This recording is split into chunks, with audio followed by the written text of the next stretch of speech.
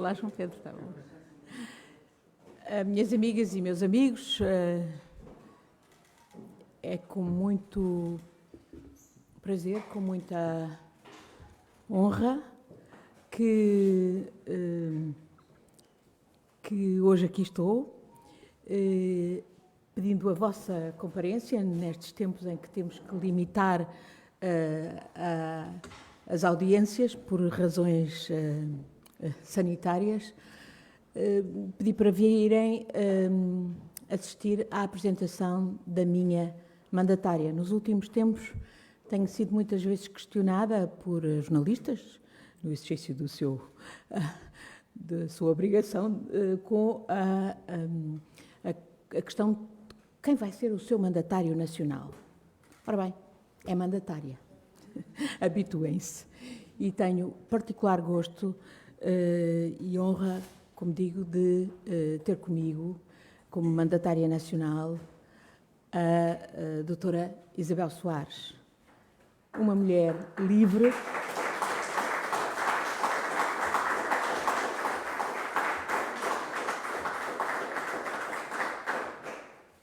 livre, que nasceu socialista por todos os costados, que é socialista de convicções, de princípios, valores, mas nunca viveu encostada ao Partido Socialista, que se afirmou profissionalmente e pessoalmente, continuando a extraordinária obra de educação fundada por seu avô, continuada pela sua mãe, doutora Maria de Jesus Barroso Soares, a quem presto sentida homenagem, e que assim, na defesa dos princípios socialistas, sem perder a ética, o sentido de ética socialista, que é obviamente republicana, mas que é ainda mais na exigência em relação às questões de igualdade, de justiça, de fraternidade, pois é a doutora Isabel Soares que me deu a honra de aceitar ser minha mandatária nacional nesta candidatura, que me dá também o sentido, que cresce, me faz acrescer o sentido de responsabilidade ao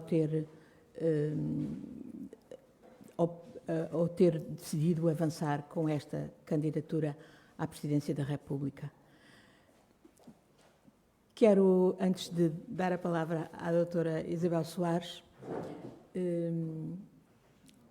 também agradecer a todas e a todos que aqui estão presentes e apesar das restrições, são muitos, e gostaria, em particular, de destacar a presença do meu querido amigo, começando ali pela ponta, neste caso direito, João Carvinho, pelo meu querido amigo José Vera Jardim, pelo meu querido amigo Pedro Nuno Santos, o Francisco Assis, que foi quem primeiro falou na possibilidade da minha candidatura se vir a concretizar.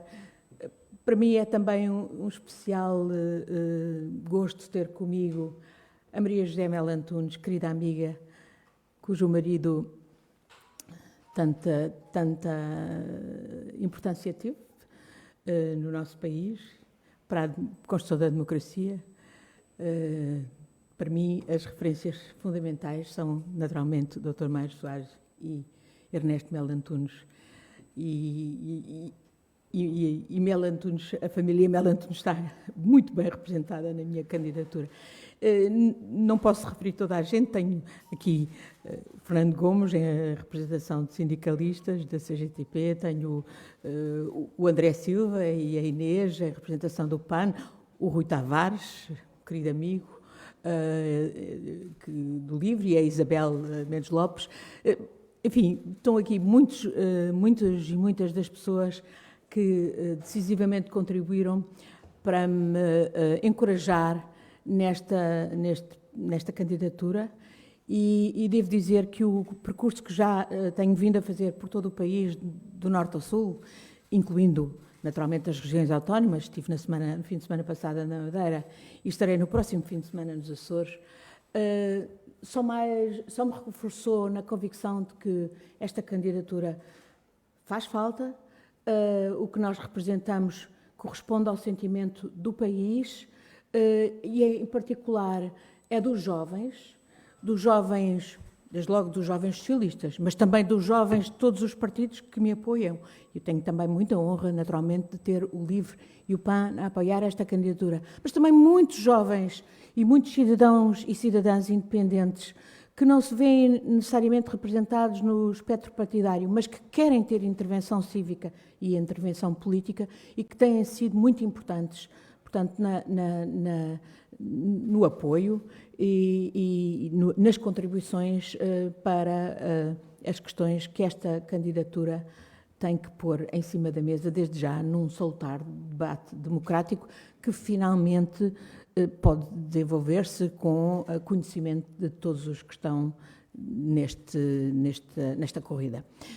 Eu, no final, estarei disponível para responder algumas perguntas que os jornalistas queiram colocar, mas desde já cedo a palavra à doutora Isabel Soares, que me dá a honra e também a responsabilidade de ser mandatária nacional da minha candidatura à presidência da República. Isabel.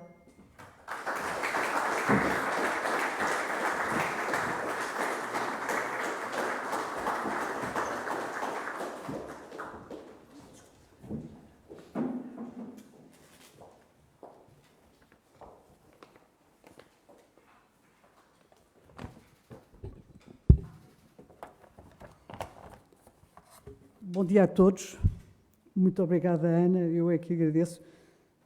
Eu gostaria de dizer apenas umas palavras muito simples.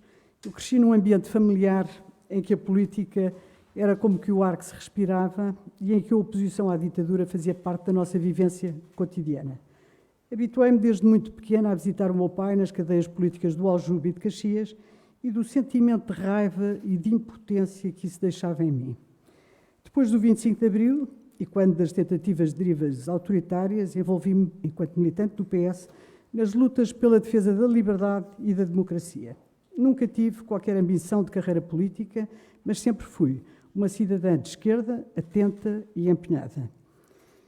Penso e ensino sempre isso às novas gerações, que a liberdade e a democracia são bens preciosos que têm que se cultivar e que nunca se podem dar como garantidos.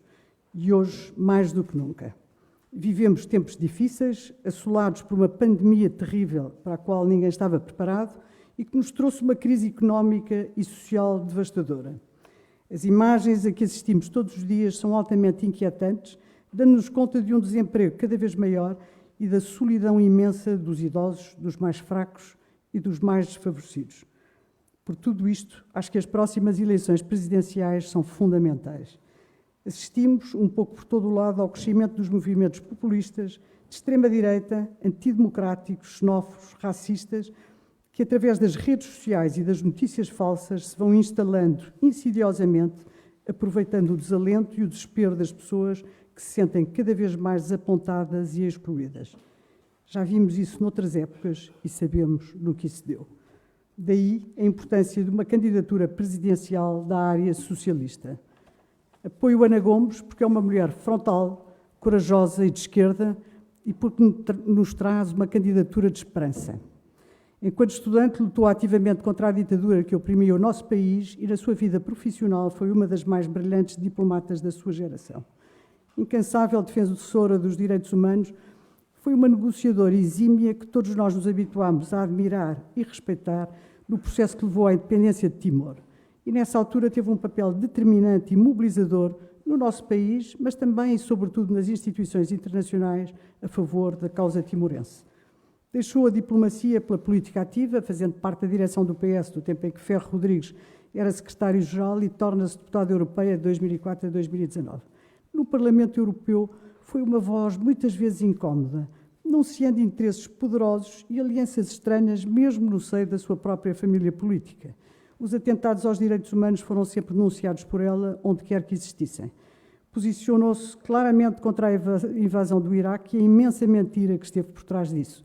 E é uma das principais protagonistas na denúncia dos voos da CIA e da entrega de prisioneiros suspeitos de ligação ao terrorismo para tortura e sequestro em prisões secretas espalhadas pelo mundo.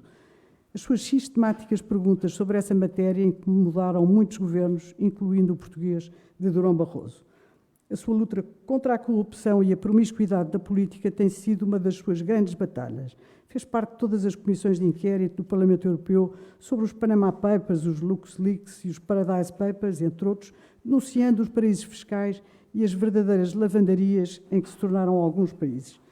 Insurge contra a lentidão e ineficácia da justiça em certos megaprocessos, dizendo, e cito, uma justiça demorada é estar a trabalhar contra a justiça. E isto é fundamental. Mas defendendo-se sempre a democracia e as instituições democráticas e fazendo o elogio da política com P grande. Acredita num Serviço Nacional de Saúde forte e com todos os meios para tratar todos e ganhar a batalha contra esta terrível pandemia. Acredita na educação para todos e na igualdade de oportunidades. E depois procura mobilizar os jovens para todos estes combates nestes tempos inquietantes que se aproximam na defesa da nossa Constituição e daí a importância da sua candidatura. Depois da vitória da decência, que foi a eleição de Joe Biden, e dessa mulher extraordinária, que é Kamala Harris, houve de novo uma luz de esperança que iluminou o mundo. Para mim, a candidatura de Ana Gomes é uma candidatura contra o medo do que aí vem. É uma candidatura de esperança. Esperança numa Europa forte e solidária, de todos e para todos, tal como foi concebida nos seus primórdios. Esperança num mundo melhor, mais justo, mais solidário, em que ninguém seja deixado para trás. É por tudo isto que eu apoio a Ana Gomes. A esperança é possível e está ao nosso alcance. Muito obrigada.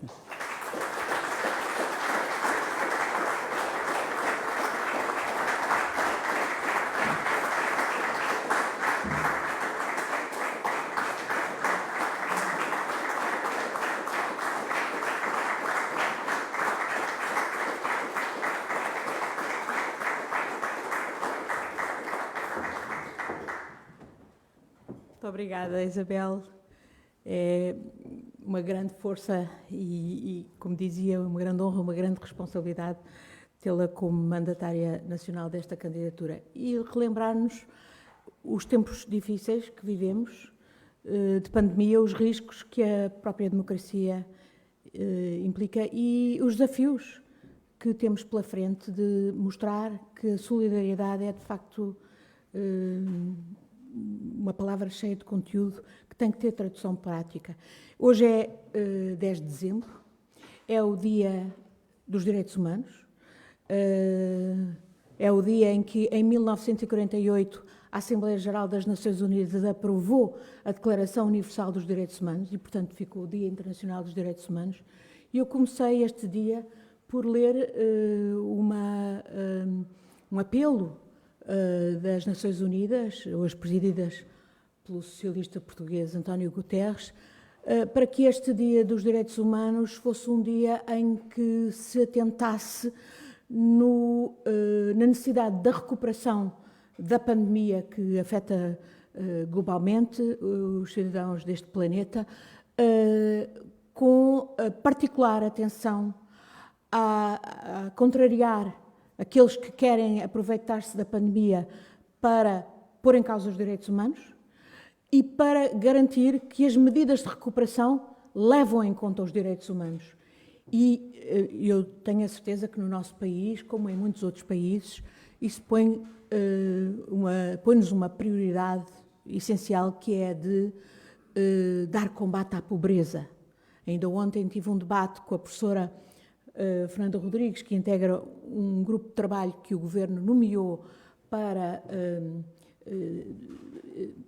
estabelecer uma estratégia nacional de combate à pobreza, e dizia ela que os dados conhecidos mostram que 55% dos cidadãos em risco de pobreza no nosso país são mulheres e que são 18% os jovens e crianças a viver na pobreza. Isto é intolerável num país que, por outro lado, está na linha, está no quadro dos países mais desenvolvidos do mundo e demonstra como temos ainda muito a fazer e como faz todo sentido esta diretiva de se criar uma estratégia nacional de combate à pobreza, que é, obviamente, uma estratégia de combate pelos direitos humanos e de combate a tudo aquilo que tem desviado recursos para sustentar as políticas públicas de saúde, de educação, de segurança, essenciais para combater as desigualdades e, portanto, para combater a pobreza no nosso país. E é exatamente por isso que também o combate à corrupção é uma bandeira minha, é uma bandeira, de resto, indissociável do combate pelos direitos humanos. E neste dia, eu vou pôr-me à disposição dos jornalistas para responder às perguntas que entenderem colocar-me, mas vou só sublinhar que este dia não podemos ignorar que neste momento o nosso país está nas bocas do mundo por um episódio tristíssimo que muitos de nós, e em particular quem como a Isabel, em tempos duros, em tempos da escura noite, teve que percorrer as prisões para ir visitar seu pai e portanto, combatendo o regime sinistro que impunha a tantos combatentes pela liberdade, pela democracia, pelos direitos humanos no nosso país, o encarceramento, pois nós estamos hoje na boca do mundo por um episódio que nunca pensámos que se pudesse repetir em democracia. O assassinato de um cidadão ucraniano numas instalações de uma polícia portuguesa que, obviamente, como polícia democrática, nós vemos como uma instância a quem recorrer, exatamente para combater a insegurança, para combater os atentados aos direitos humanos. E este é também, certamente, um episódio que, mais do que nunca, neste Dia Internacional dos Direitos Humanos, nos tem que fazer refletir sobre o que é que está mal, o que é que não funcionou, o que é que não está a funcionar e tem que funcionar num país que preza a democracia e que está à altura do desafio pela liberdade e pelos direitos humanos que nos legou Mário Soares. Estou à vossa disposição para qualquer questão que queiram colocar.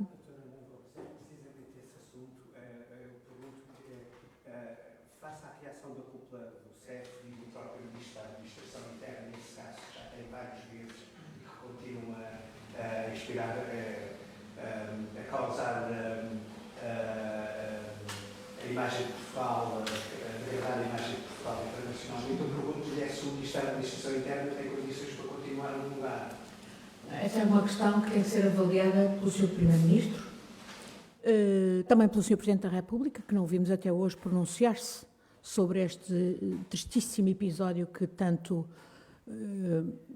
nos magoa e macula a nossa democracia, e espero que a Assembleia da República, onde penso que hoje haverá um debate sobre esta questão, não deixe de assumir as suas responsabilidades, procurando, de facto, que se tirem conclusões políticas do que se passou, mas quais são elas, naturalmente deixo à Assembleia da República e deixo ao Sr. Primeiro-Ministro.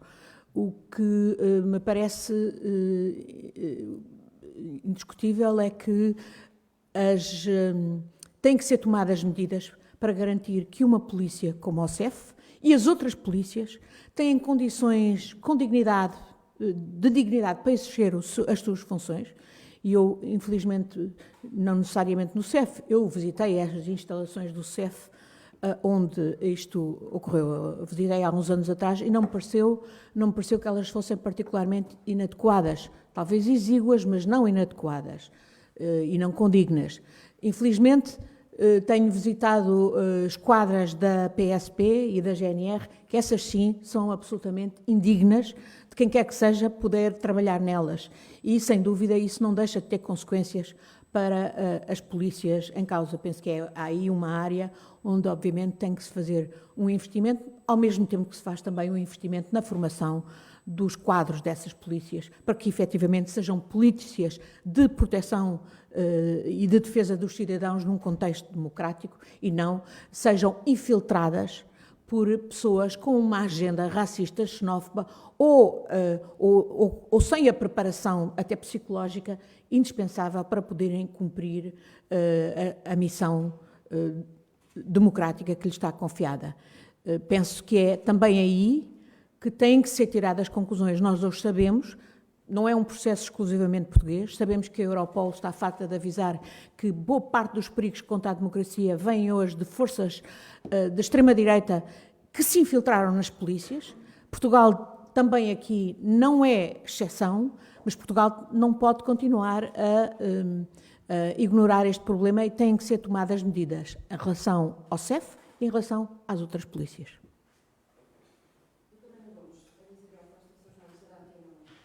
A segurança vai ser um dos temas da sua campanha e como é que pretende realizar a campanha nestes tempos de pandemia, sabendo-se que vai ser mais difícil o relacionamento com as pessoas ou com mesmo grandes multidões? Se já está desenhado o modelo de campanha que vai fazer? Eu já estou a fazer campanha com as limitações que, sim, que a segurança sanitária determina. Mas, e tenho visto que não é impossível.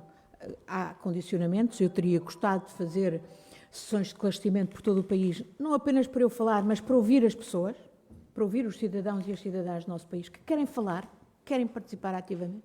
E isso, de facto, tem sido bastante difícil, porque há limitações nas audiências.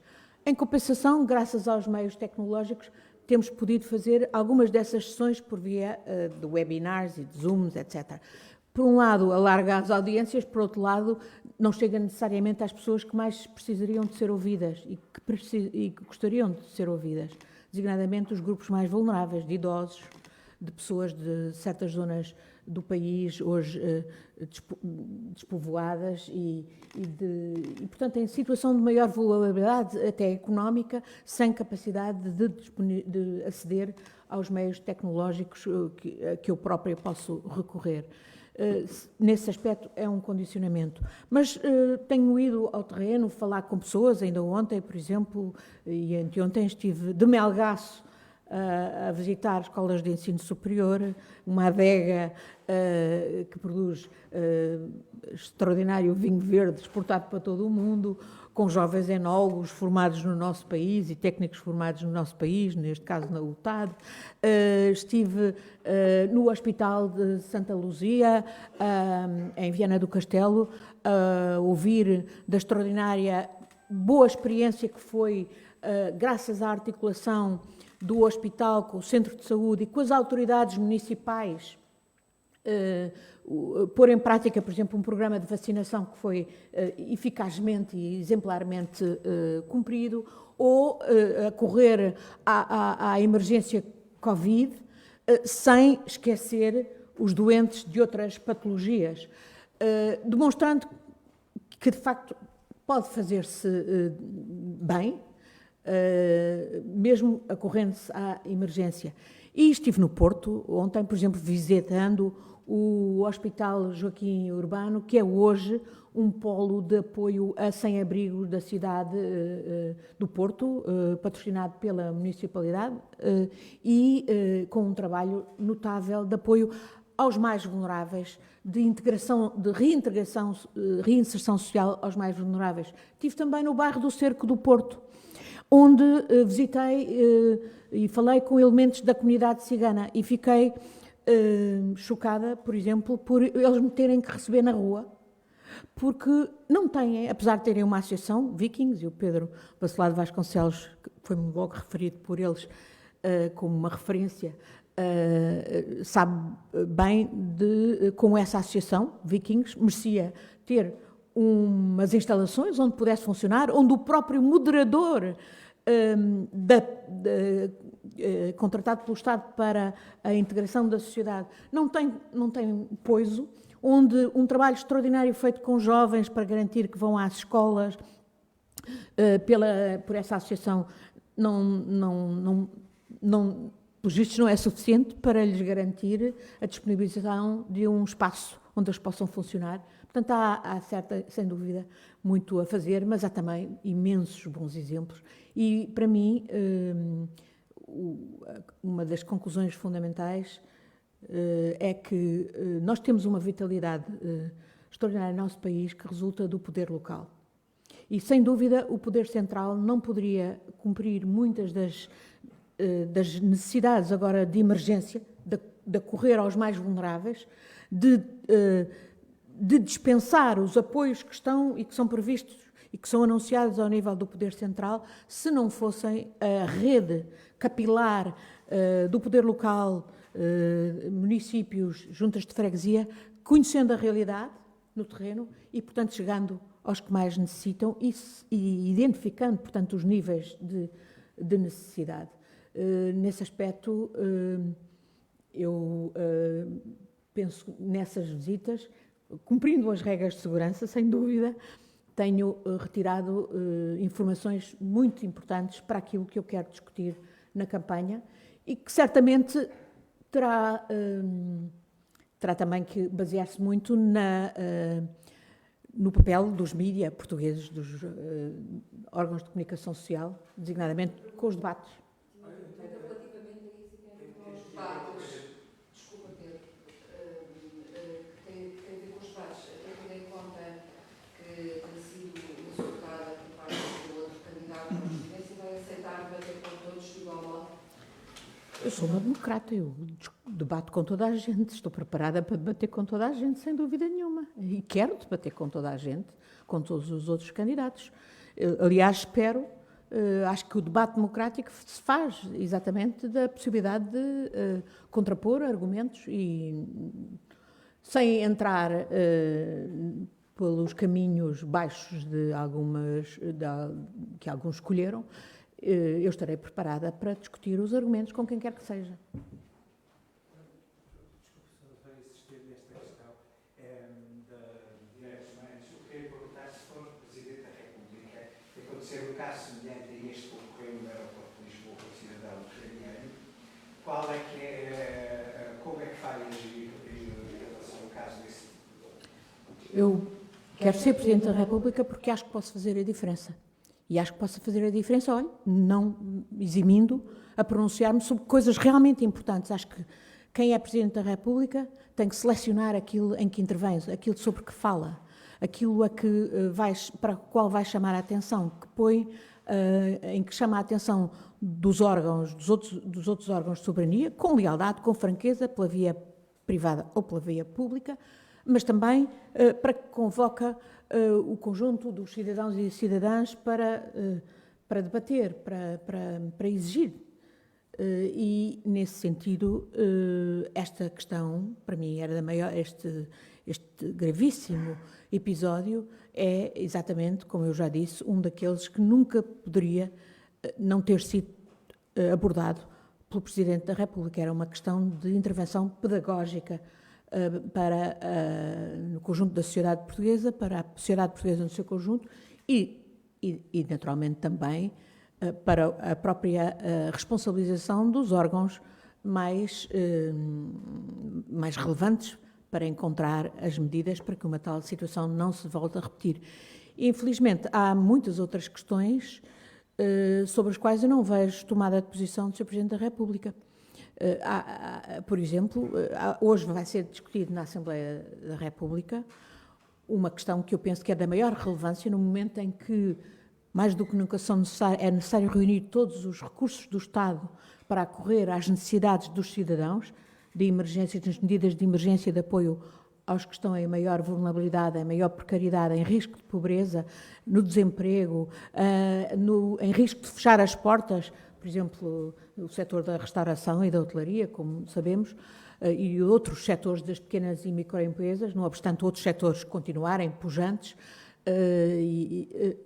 Ora bem, neste quadro, eu não vi o Sr. Presidente da República até hoje pronunciar sobre essa questão que vai ser discutida hoje na Assembleia da República, que é a recente decisão da Comissão Europeia de admoestar o Estado português pela forma como tem funcionado a Zona Franca da Madeira, concedendo benefícios fiscais intoleráveis a empresas que não merecem, na base de dados falseados sobre o emprego e sobre a atividade económica gerada na Madeira, em prejuízo, portanto, do povo da Madeira e do povo de Portugal, sendo que a Comissão, a demonstração que faz ao governo português é de que vá cobrar esses benefícios fiscais que indevidamente foram concedidos às empresas que deles beneficiaram indevidamente.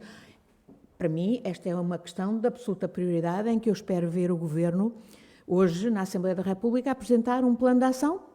A Comissão dá-lhe 8 meses para ir recuperar esse dinheiro, e esse dinheiro bem falta faz, para subvencionar, para pagar os apoios públicos de emergência, os apoios sociais de emergência de que a sociedade portuguesa bem precisa. Portanto, aí temos uma matéria que eu penso em que há hoje um debate na Assembleia da República. Sei que o PAN, que me apoia, tem até também, pede ao Governo um relatório detalhado sobre a Zona Franca da Madeira. Eu espero que o Governo tenha a iniciativa de apresentar aí um plano de ação que envolva a Autoridade Tributária Nacional e em articulação com a da Madeira, para ir recolher esses fundos que tanto fazem ao pagamento das medidas de emergência que o Governo quer pôr em prática para acorrer aos cidadãos mais vulneráveis e mais necessitados no nosso país. E essa é uma matéria que até hoje não ouvi o Sr. Presidente da República esboçar a mais pequena palavra. É uma das questões importantes, decisivas mesmo, para a democracia portuguesa e até para a democracia europeia, porque, obviamente, se nós não cuidamos disso a nível nacional, depois não temos autoridade nem moralidade para ir, no plano europeu, advogar que, enfim, que sejam tomadas medidas pelo esvaziamento dos offshores.